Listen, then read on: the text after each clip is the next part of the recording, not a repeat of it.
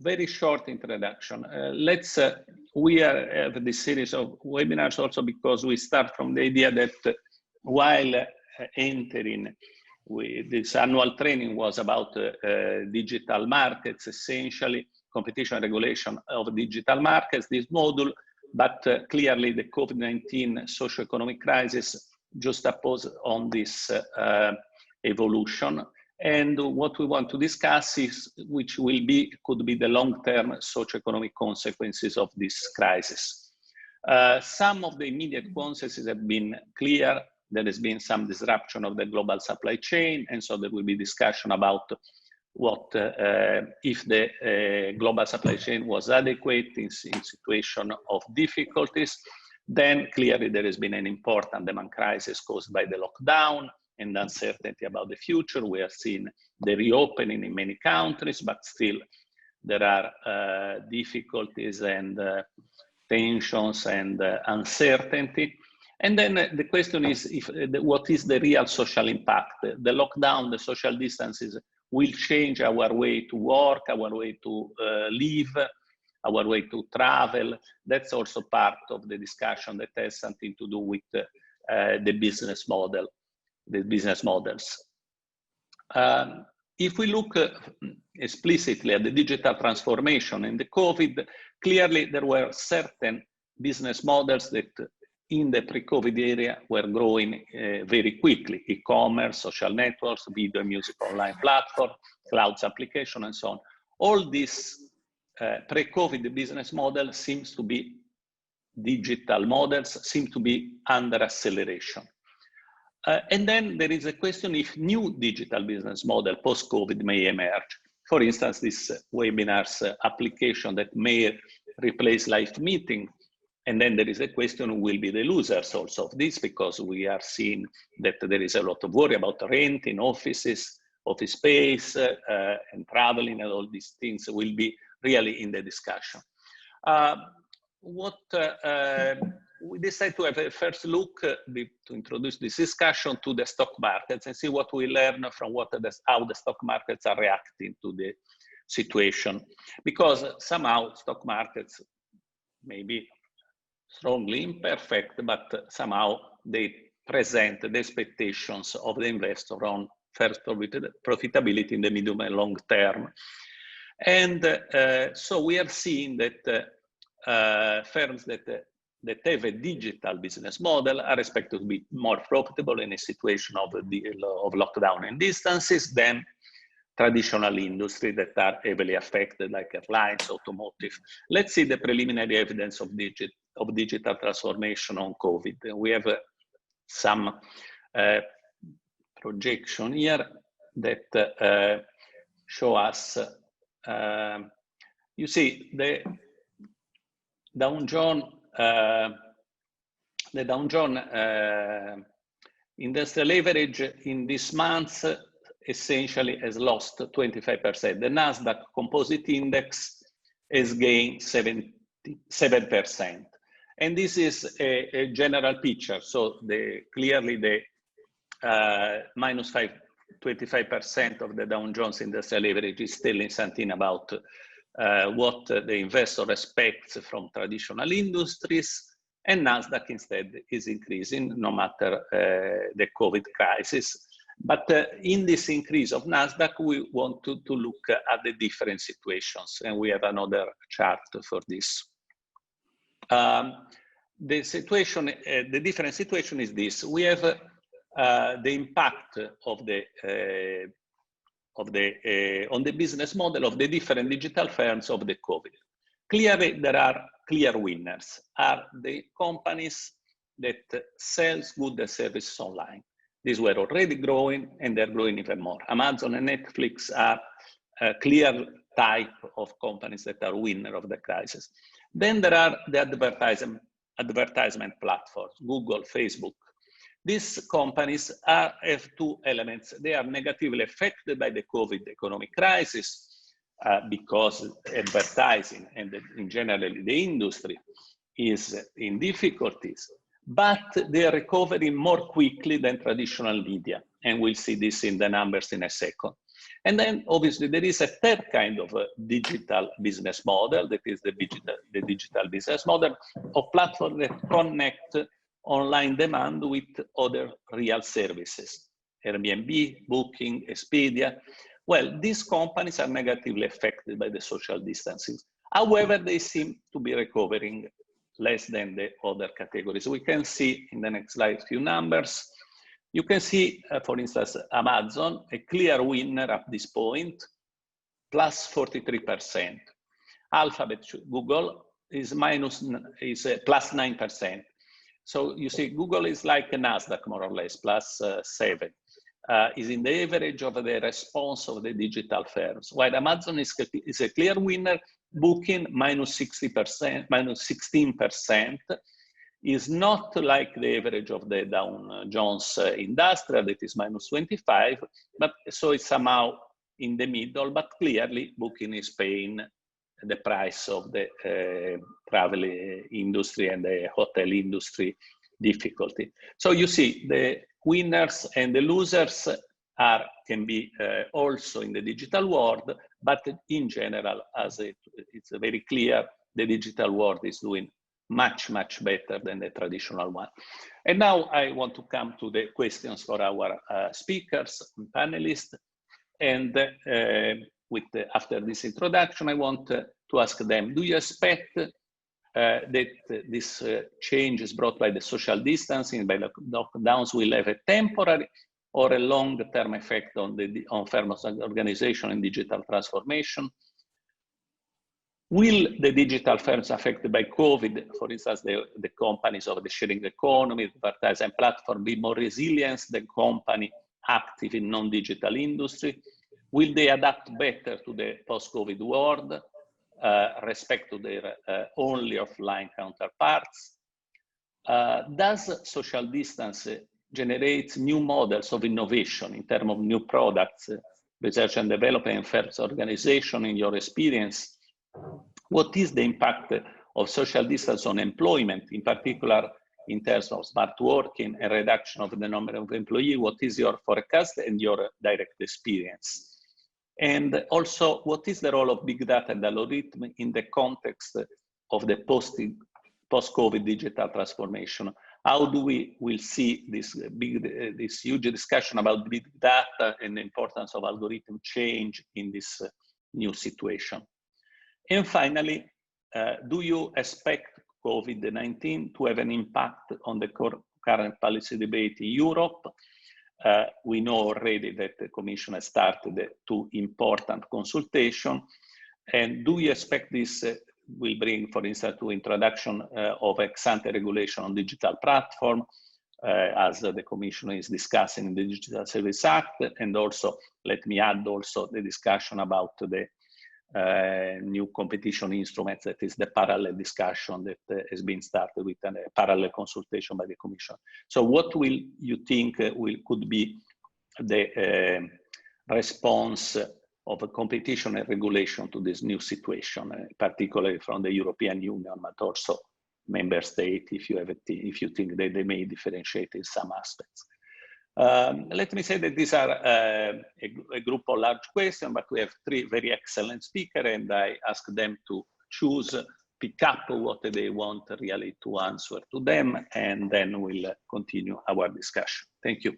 I think we start with Michal Gal. Okay, Michal. Thank you. Hi, everyone, and thank you for joining. And these are great questions, Pier and Luigi. Thank you so much for putting them forward. I want to pick up on two of these questions, if I may. I want to pick up on long-term effects and innovation, and then I want to pick up on big data and algorithms. So let me start with long-term effects of what I call post-pandemic data capitalism. What is going to happen? What is happening right now? What are going to be the long-term effects of, if at all, of this crisis? So, of course, it depends on several factors, including the length of time that it will take to find a vaccine, and the question of whether we are heading for another wave or whether what we see now are the small ripples that will die down soon. However, one thing that both options create is uncertainty. So there's a lot of uncertainty in the market with regard to when the crisis will be over. So we are creating what you might call a new normal. Okay, there's a new system that at least parts of it are going to be here to stay with us. So how is it going to affect the industry, even in the digital realm? So I think part of it has to do, of course, with the product and service itself. As you rightly have shown, even in the digital realm, it's not the same. Not all firms are the same. However, we can talk about some trends. So one trend is that there is an increased need for many of the digital services. And even if some of them existed before, they have been tested. Okay, so for example, we did not need Zoom so much before. Now we need it more. We needed it in order to teach, or Zoom and the like. Okay, so we have tested them, I believe that they're going to definitely be an integral part of our lives, at least for some of our meetings, for some of our teachings, if not all. The importance of online suppliers, of better internet services, of in-house entertainment, Netflix and the like, of cloud services, of e-commerce, firms like Amazon, even things like, which are not digital, but have a connection to digital, like 3D home 3D printers, where we can print some of the things, okay, that we cannot get because of problems with the distribution chains. So, and also those that create new forms of social interactions. For example, when my older parents were at home, we could not visit them. What we did is every Friday night, the whole family, my brothers, sisters, all our children got together and we played online games. So everybody connected through their own system. These are things that we never thought about doing before, but I think that it's important. I mean, these things are going to be there to stay. And I think an interesting question or interesting issue here is whether these have re-energized competition in these markets. And I think that in many of them, the answer is yes. But then the answer, that one other question is what sort of competition? And partly it's going to be about, of course, quality, but partly it's also going to be about price, because firms are going to, even in the digital world, firms are going to have to redefine value and affordability for newly strapped consumers, at least in some of the markets. There's also, I think, a boost to autonomous technologies. Last week, I talked with a friend who works in Boston Dynamics. Okay, it's a firm that leads in robots. Okay, and robotics that can perform many of the tasks that we otherwise can perform manually. I think that's also a kind of a connection.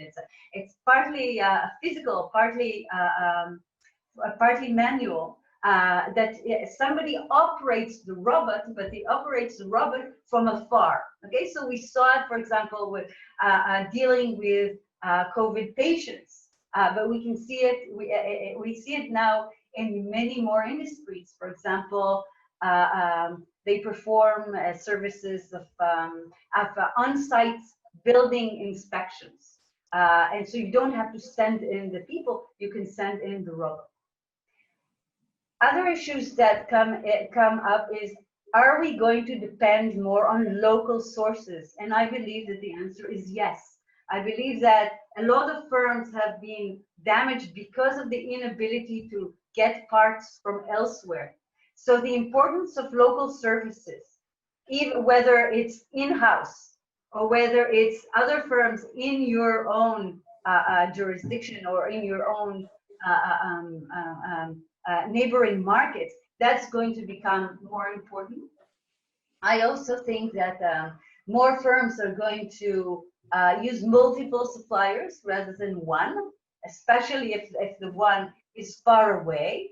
I think this might lead to vertical changes and to consolidation on both levels. What I mean is that vertical consolidation and horizontal consolidation, which we already see in many industries, digital and non-digital. And that is going to affect all markets. That is going to affect many of the markets in their supply chain.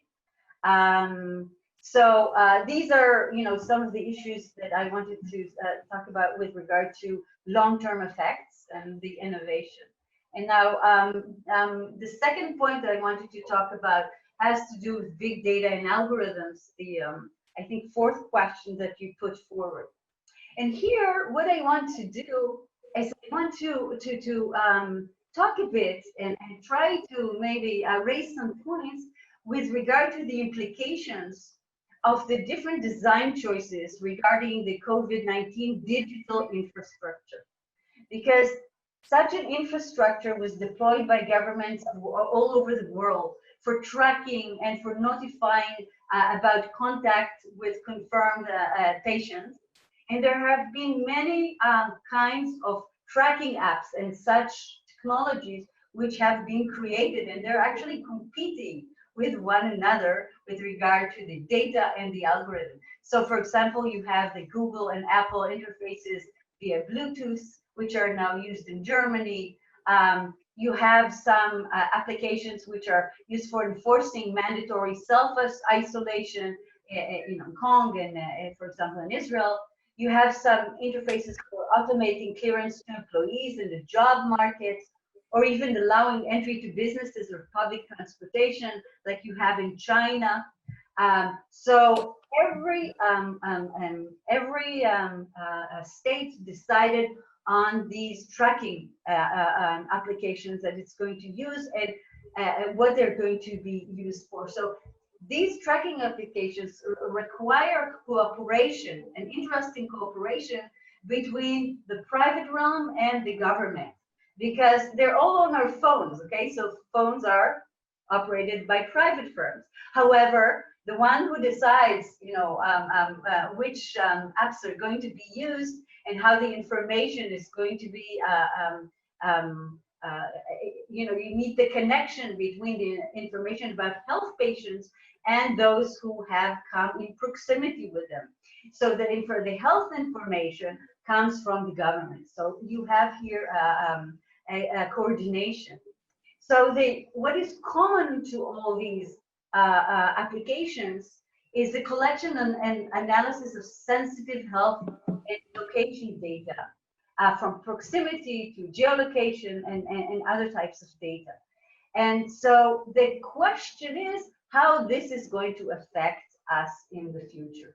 So I think most of the decisions or most of the discussions up to now have focused on the clash between public health necessities on the one hand and fundamental human rights, privacy on the other hand, especially in the context of privacy and data protection. However, I think it's really interesting to look at the way by which these newly introduced measures are integrated into existing technological and economic and political ecosystems, and how they're going to affect these in the future.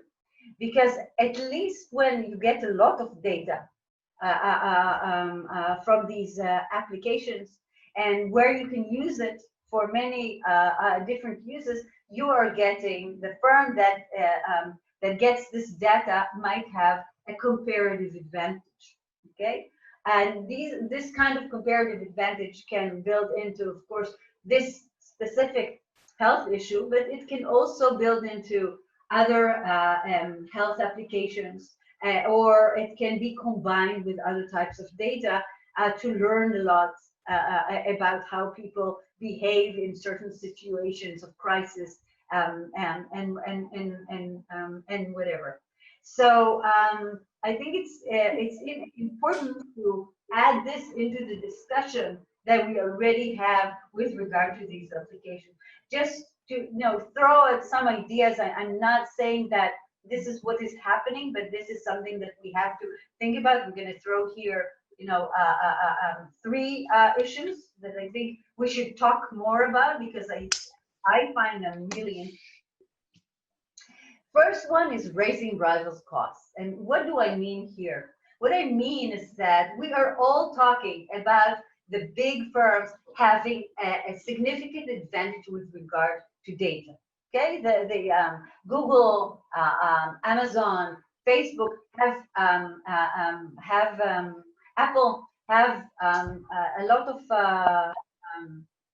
they have a comparative advantage with regard to the amounts of data they already have. So it's quite difficult to create comparative databases.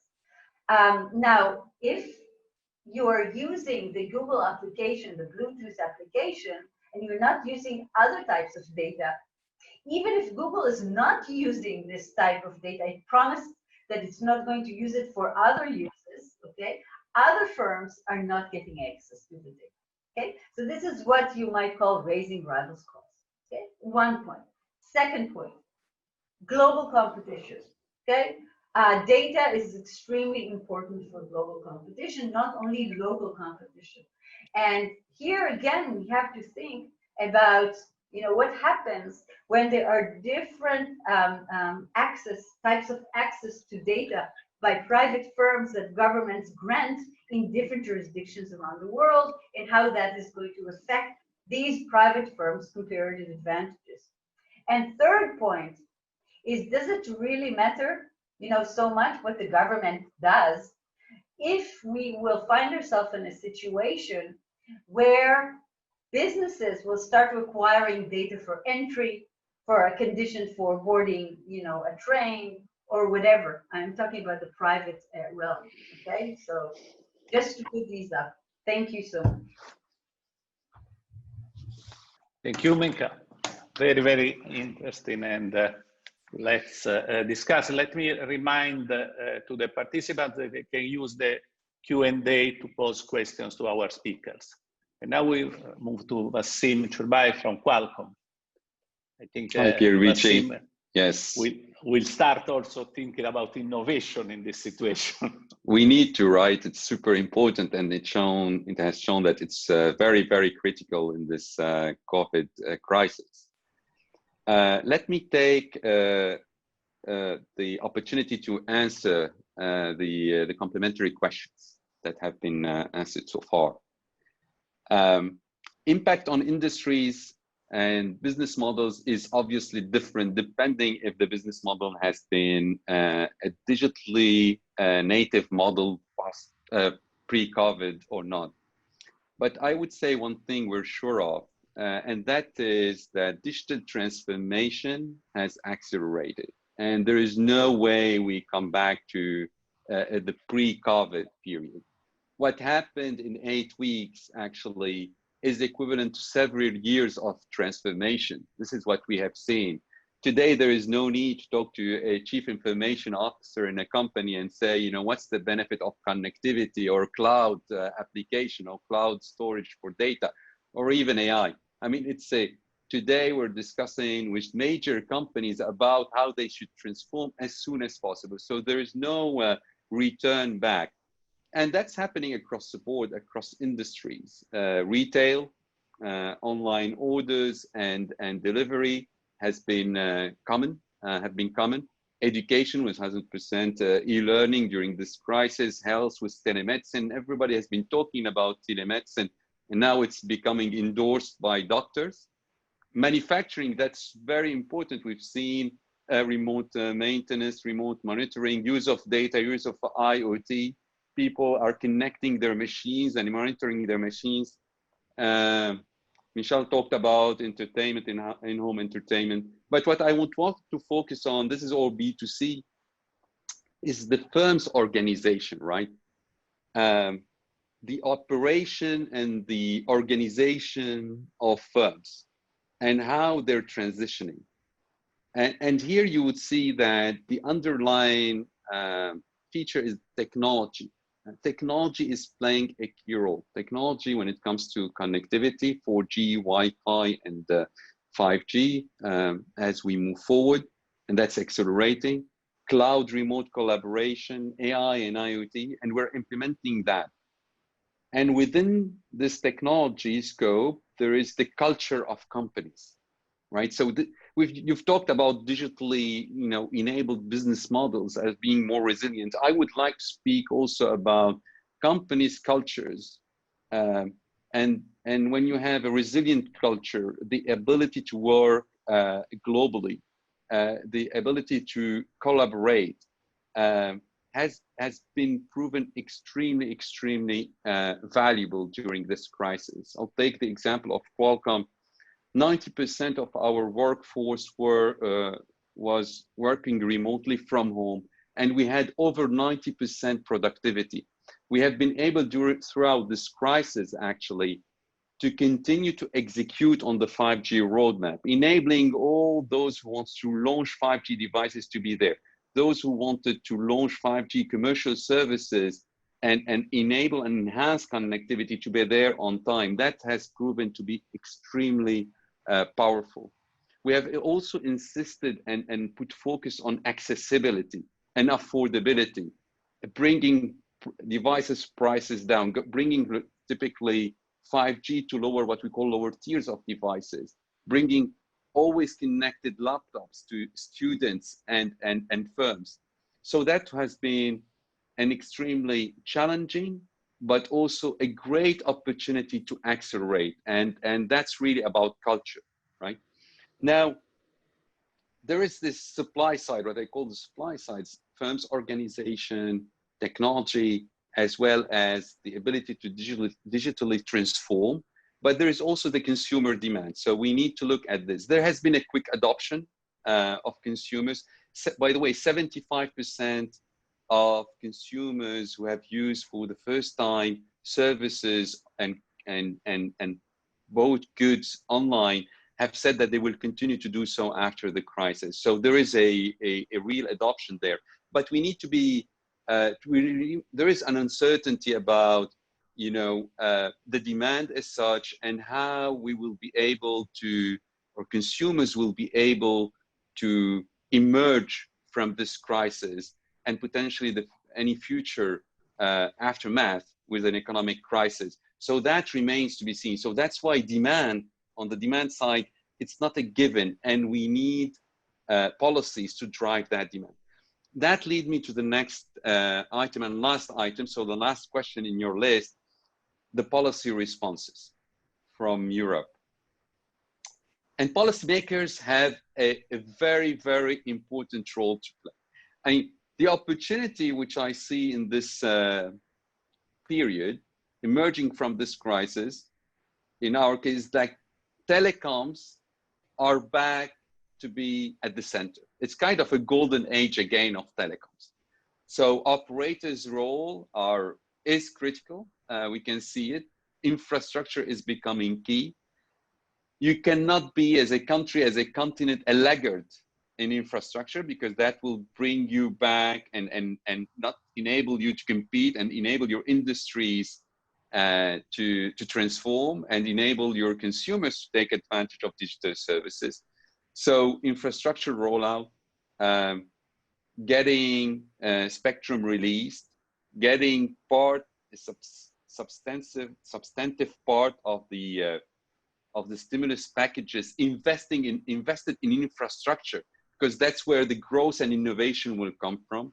These are key policies, and we're very happy how the European Council recently discussed and approved an agenda for shaping the future of digital EU, and that's how 5G infrastructure, investing in underserved and unserved area is key. So that's the 5G piece. Then standardization. Standardization is key, and it brings you back to the R&D. We need to invest, double down on R&D. Because when you look at the roadmap for 5G, we're starting with smartphones and laptops, and now we're moving into industrial IoT 5G. We're moving into automated and autonomous driving. we're going into virtual reality and augmented reality, and all that will be standardized. So we don't need to have, we have interoperable systems. We don't need to look each time in which, which app I would need to use so we can talk to each other, and then I would switch devices, etc. That's the beauty of standards. And we have been enjoying it for years, and it will come. And we're augmenting the 5G roadmap and investing heavily in making it flexible, addressing as many use cases as possible to transform the industries as we move forward. Demand, Europe should invest in demand. We need stimulus packages to invest in healthcare, connected education. So that's also part of what 5G could bring. And it's not just on supply, but also in demand, industrial IoT and Industry 4.0. I would say skills are super important. As I said, having people with the right skills to do digital tasks is very, very important, but also to create technologies, to create the kind of innovation that will help us take advantage of the post-COVID period. And Michal talked about data and AI. That will be core and center. You combine 5G cloud and AI, and it will create this fabulous mix to bring more reliability, efficiency, and productivity. And on the policy side, you talked about the Digital Services Act. My view, talking to government officials and the European Commission, this will be on the table because, as I said, digital is at the heart of our future economies, and it makes sense for democratically elected officials to look at how the organization of the value chain will happen in the future. So it will be very, very important. In my view, it will be like a premium item as we move forward on the policy front. And I will stop here. Happy to take questions during the Q&A session. Thank you, Wassim. I think you really raised the ball for Roland Dahl from Deutsche Telekom, saying that telcos infrastructure are as essential as ever. And that was also one of my points and my questions. Roland, please. Okay, thank you very much, Pier Luigi and the Florence School for having invited me to this very interesting webinar to share some thoughts. The questions have already been all answered, I understand. But however, I hope I can contribute other aspects to the discussion. The COVID-19 crisis has had a fundamental impact on our way of life and our way of doing business in Europe. The simple fact that right now we are all joining in a webinar instead of the usual physical panel in Florence demonstrates parts of the change we all have been experiencing over the past months. And if you allow me to say this, virtually joining a panel in Florence is only half of the fun. Indeed, looking at the impact of COVID-19 on digital transformation, the pandemic has triggered a substantial acceleration. We have seen advances in digitization in a few weeks, which would have otherwise taken months over years to materialize. The realization that Europe must catch up in terms of digitization was already there before the crisis. We all know this. Likewise, technologies needed for it were mostly in place. But there was a clear knowing-doing gap, a problem with the implementation of the actual knowledge. The reason for the rather hesitant change was, in many cases, quite simply a lack of acceptance and urgency. So what has changed? What the crisis has done is to force many of us to rely on digital tools at a pace and to an extent unprecedented so far. In the private sector, companies, large or small, had no choice but to adjust overnight and to swiftly shift their activities online to be able to continue their business. Employees were sent to home office and the work was carried on video or conference calls or via email. At Deutsche Telekom alone, we had 70,000 employees working from home. And it had the same in Deutsche Telekom as Wassim reported for Qualcomm. We had no problem in terms of efficiency in our company. This radical shift of our economy into a remote yet connected working mode was also reflected in the consumption patterns of popular platforms.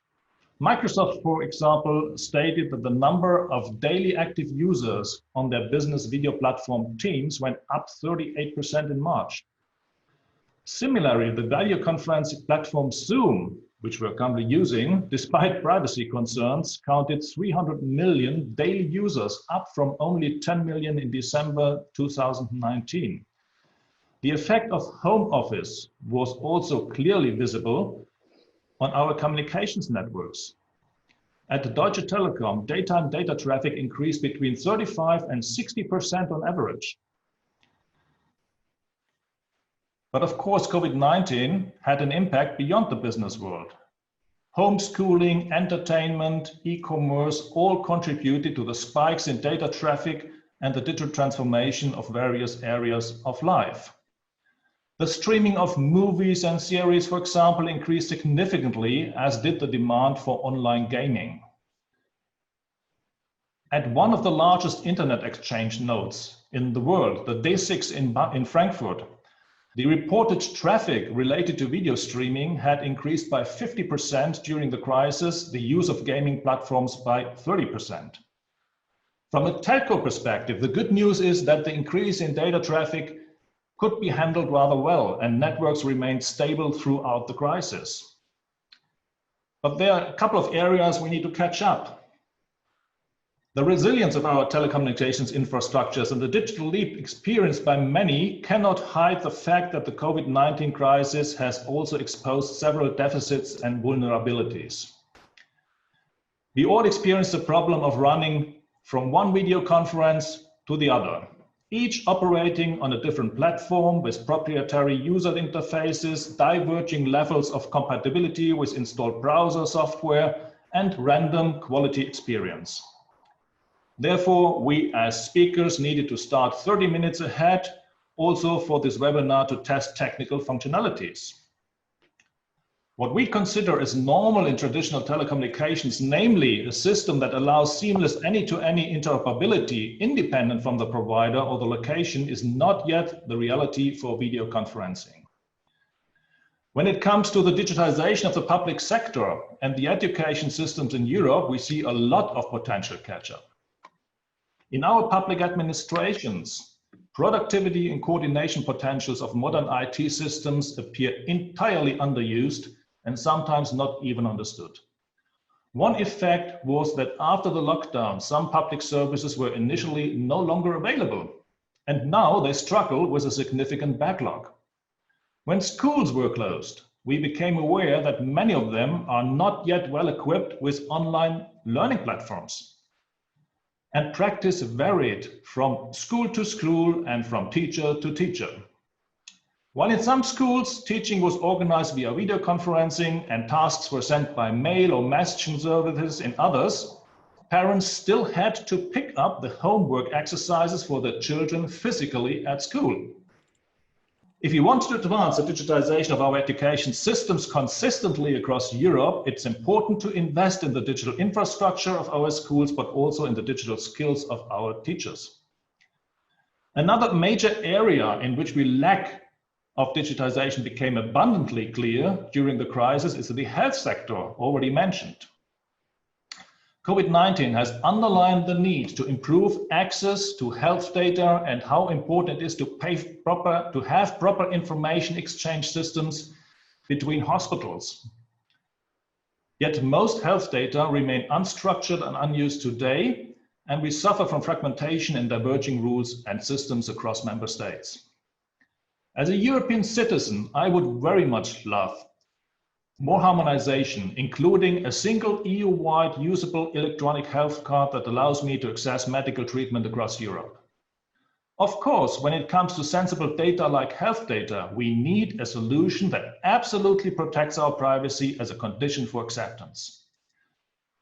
The Corona app released this week in Germany jointly developed by Deutsche Telekom and SAP, can serve as a positive example. Transparency, openness, and the chosen collaborative open source approach were key for its late acceptance.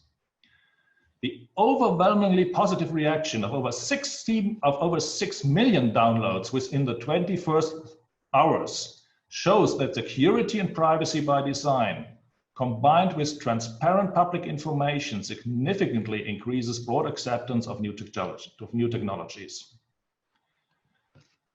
Beyond the deficits of digitization, it was in particular the fragility of global supply chains that was forcefully revealed by the COVID-19 crisis. We saw significant shortages even for the most essential medical equipment.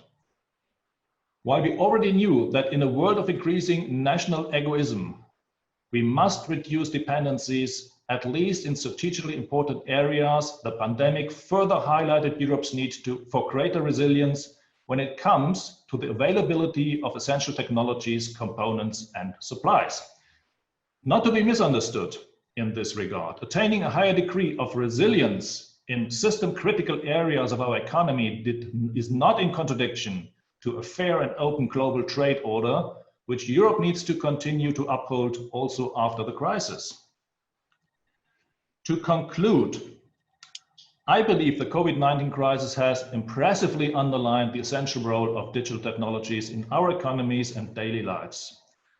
The accelerated and forced digitization was key for ensuring that the economy remained operational. At the same time, the crisis revealed that we are still far from where we should be in Europe's digital transformation. And we better understood that Europe needs to become more resilient to be able to preserve its social and economic model in a post-COVID world. Winston Churchill once said, "Never waste a good crisis." While we all would have wished not to suffer from such a disruptive and catastrophic experience, we have at least a joint responsibility to draw from the learnings and experience for a better future. Thank you. Thank you, Roland. You finish with Winston Churchill. That's not bad. Thanks. Let me start asking. I will propose some of the questions we have seen in question and answer. And let me tell the participants, in particular our participants to the course, that they can ask questions, and if some we won't manage to answer now, we will find ways to answer to them later. Okay, let me ask also one question myself for all of you again, out of your intervention. I want you to comment while you intervening again about how standardization, you mentioned, several of you mentioned standardization. I know Michal has written on data standardization, obviously, and you both mentioned somehow this issue. How can this be somehow accelerated, and how important can become in the future of the way in which the economy works? Because we have seen, because we have discussed about the issues of data interoperability, data transmission, and things like this as a regulatory issue, as a competition issue. But the question is, do you have the feeling that this has emerged in this crisis as an element of working of the system, really? It's a bit something that comes a little bit before competition and before regulation, really in the essence of functioning of the things. Let me also mention some of the questions that we have now on question and ask. There is a question for Professor Gall that is asked, you mentioned the tracing apps. How you think these tracing apps can really solve this privacy problem that is an important problem generated by this?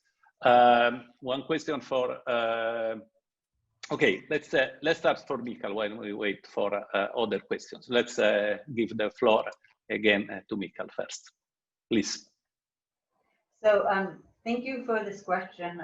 Let me relate to it very shortly and then say a few things about the standardization. I think it's extremely important to make sure that we protect privacy, and however, at the same time, make sure that we do not lose the main goal of protecting our health. So some things that we can do here is data minimization, make sure that only the data which is important, which is relevant, is connected, and also make sure that, ensure that there's limited use of the data collected only to these uses for which it was collected, that the user knows. And from what I understand with talking with people in the industry, sometimes you can use digital markers, for example, to see if data that you provided for one goal is then used for another.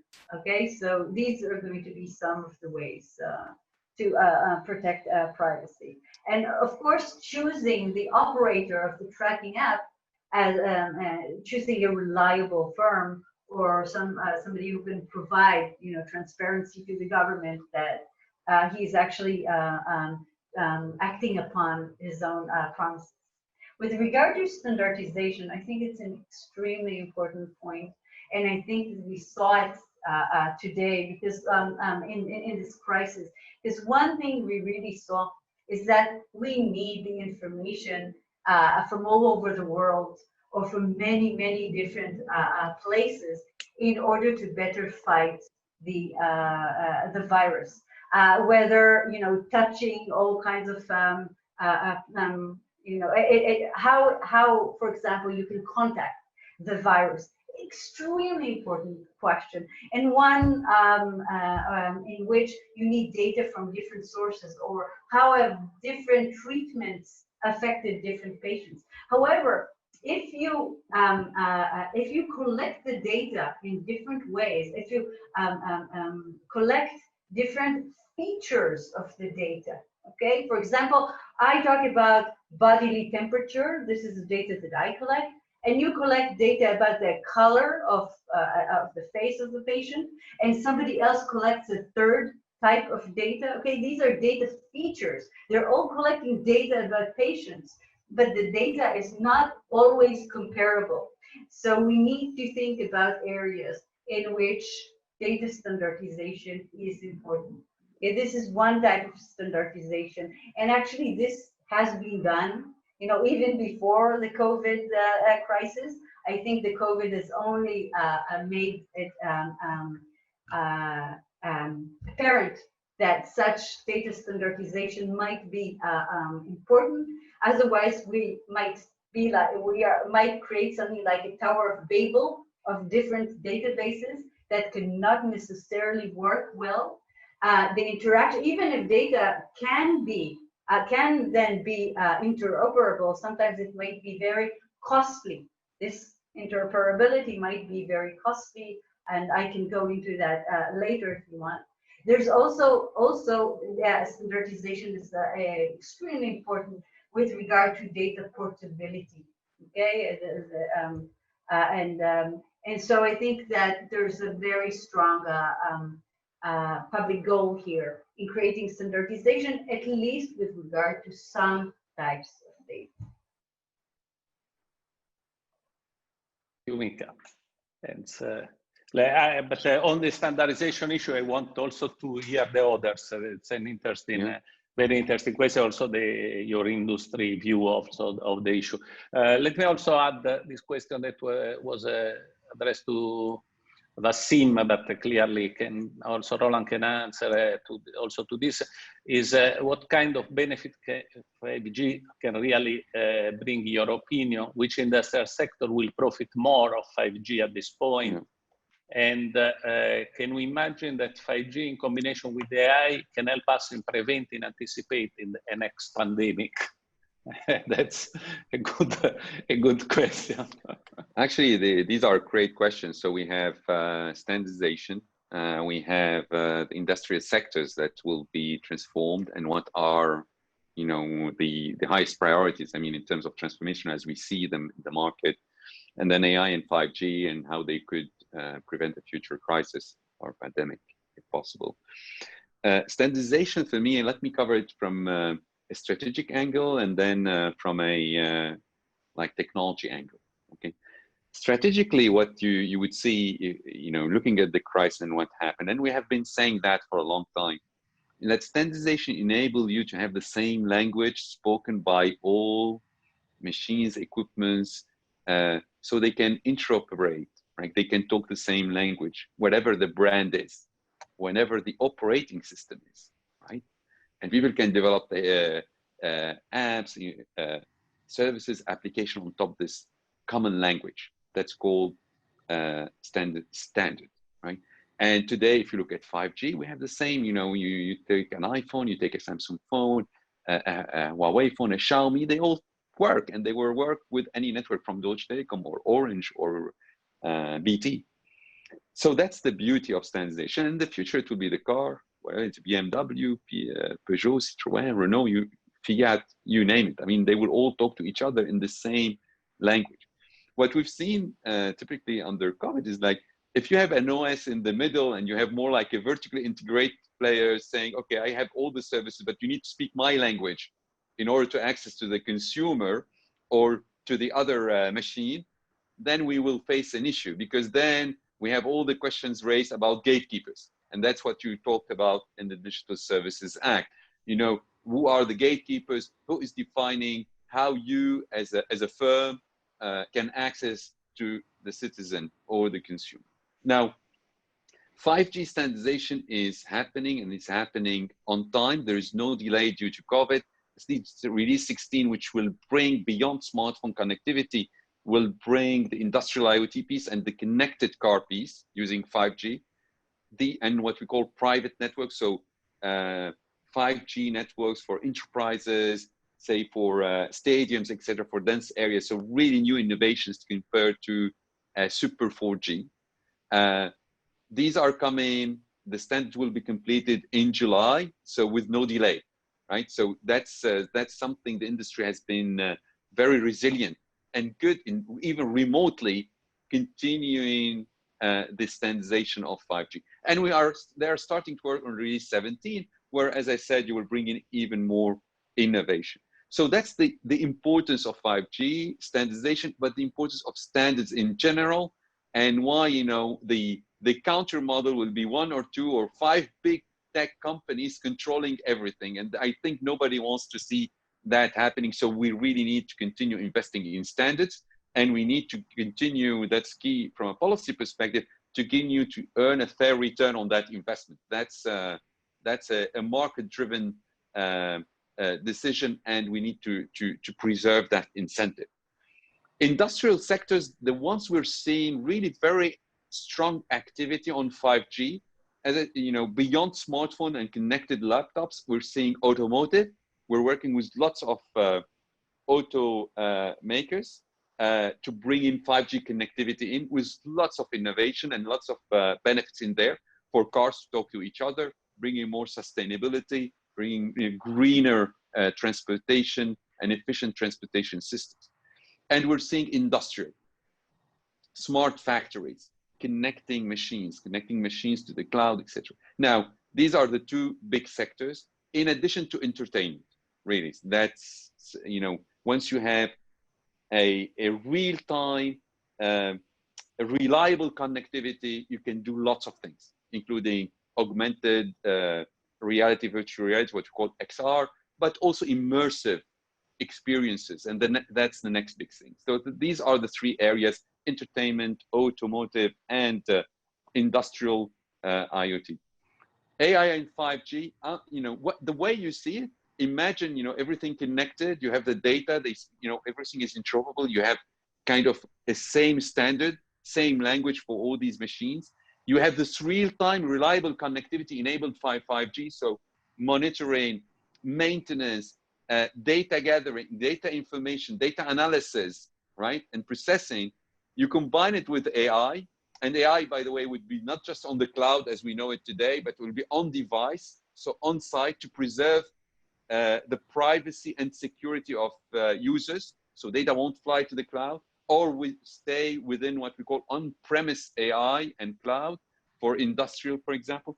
You combine AI, 5G, and cloud, and you can do lots and lots of things to predict and really solve problems.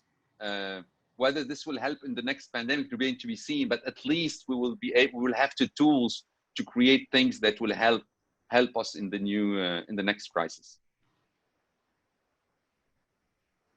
Thank you, Wassim. Thank you. We'll see really this new world developing. Let me ask a question of, there are a couple of questions for Roland. One about, Roland, if you can answer, by the way, also the question that were already asked, but somebody is asking you if the fiber connection demand increased for Deutsche Telekom and in general, if you think for the telcos in this crisis. And another question is, it must be a German, because says if 5G deployment in Germany is getting opposition from the Green Party. But let's put it more general. We have these issues of 5G people. We know, we read all of us about this fundamentalistic revolts against 5G in the UK, something also in Italy. So it's an interesting thing to talk about. Roland. Yes, thank you, Luigi. On the first question, I'm not aware that in particular the COVID-19 crisis triggered more demand for fiber lines as such, but I think we all became aware of the importance of a good and future-oriented infrastructure. So I think investment in 5G and fiber is key. Also to have in the future an infrastructure not only being there for such moments of crisis, but also to stay competitive in the digital era. Talking about 5G deployment, I wanted to particularly mention the point of increased sensitivities, not only related to health issues, and here I can say to you that certainly my perception is that the Greens are not at all critical to 5G deployment. I've even heard statements to the contrary from leading Green politicians in Germany. So, therefore, I believe that this is something around fake news or people who have always been opposing deployment of mobile infrastructure. No, I think another topic which became very virulent in this phase and which has already been beforehand an issue is the security of 5G networks. In this context, there is one topic which is currently hotly discussed, is about also the question of dependency from only a few suppliers globally. And here we are currently discussing a change in the way we build the networks, which is called Open RAN, meaning Open Radio Access Network. And what I'm talking about here is the disaggregation of components in the network. In the past, we had so-called single run technologies, all integrated, the antenna, the radio unit, the baseband unit, etc., all from one manufacturer, not very transparent, no open interfaces, which meant that you are basically forced to make a decision between manufacturer A, B, or C. You're not able to change equipment, and the market is rather closed. So our interest now is, having also experienced the supply chain problems globally, having experienced dependencies, our endeavor is now to reduce dependencies, getting better control on our networks, and therefore disaggregating the networks. But it's not only necessary for security reasons, it's also necessary to bring innovations faster to our customers. Because then if you go more in the direction of software-defined networks, where the operator himself controls better the software running on his networks, he can significantly reduce the innovation cycles in the networks and make innovations much faster available to everybody, to service providers as well as to its customers. So I think that's an important element we have not touched upon here at this point in time. For the rest, I believe still that we became much more sensitive on issues like transparency, openness, interoperability, and security and privacy by design. On the personal data, I think we have really to work on getting our customers and everybody, every person, better control on his data. But also we have to find a way of making available the abundant mass of data which is available in Europe, but very fragmented, to make this better available for innovations made in Europe. At least to have a chance to compete with the big guys, the global big guys, which accumulated an enormous mass of data, which was already mentioned, and therefore have a competitive edge against all others. And this has also to do with the framework, the legal frameworks we are working in. So we do not have a real level playing field. Europe is or has always been rather restrictive of what you can do with data, rightly so when it comes to personal data. But on the other side, when we talk about the data economy, big data, we also have to find a way how we can use these wealth of the richness of the resources we have in a way which at the same time protects privacy, which protects business secrets, but also opens the way for innovation and a social good.